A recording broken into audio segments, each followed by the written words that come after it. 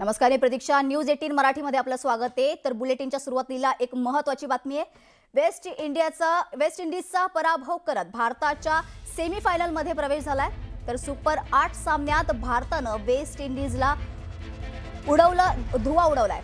तर भारतीय waste इंडिजवर 5 wickets राखून दणदणीत मात करण्यात आली आहे. संजू सॅमसनची नाबाद 97 धावांची खेळी.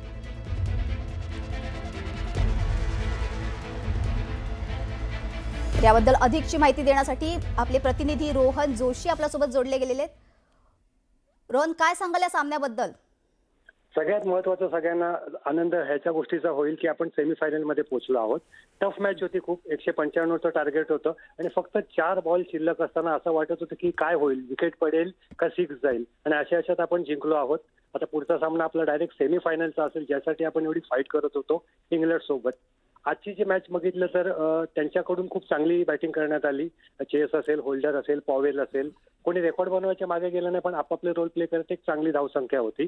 आपल्याकडून मात्र सुरुवातीला थोडी निराशा होती. म्हणजे अभिषेक शर्मा, ईशान किशन लवकर आउट झाले. मात्र संजू सॅमसन आणि त्याला साथ दिली ती तिलक वर्माने. त्या दोघांना आपण म्हणू शकतो की त्या दोघांमुळे आपण हा सामना जिंकलोय आणि थेट सेमीफायनल मध्ये प्रवेश केला आहे.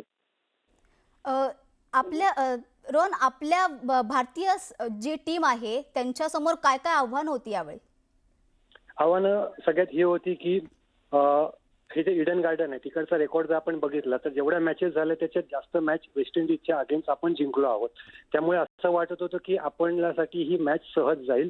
मात्र आपले खेळाडू जेव्हा खेळायला आले, ज्याच्यावर आपली चांगली अशी एक भिस्त असते, ते अभिषेक शर्मा आणि ईशान किशन फार चांगली खेळी करू शकले नाहीत आणि एक दडपण आपल्या मनावरती क्रिएट झालं होतं.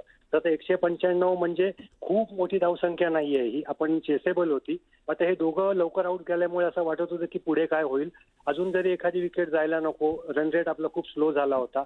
मात्र संजू सॅमसन ज्याच्याकडून एक अपेक्षा होती आणि खूप शांतपणे खेळला, त्याच्यानंतर त्याने मारायलाही सुरुवात केली. कुठेही अशा पद्धतीने खेळला नाही की रिस्की होईल आणि 97 रन त्याने उभे केले एवढ्या प्रेशरमध्ये. आणि त्याला तिलक वर्माने जी साथ दिली आणि योग्य वेळेत आपण चांगली खेळी केली आणि तो रन रेट कव्हर केला. धन्यवाद रोहन, दिलेल्या सविस्तर माहितीसाठी.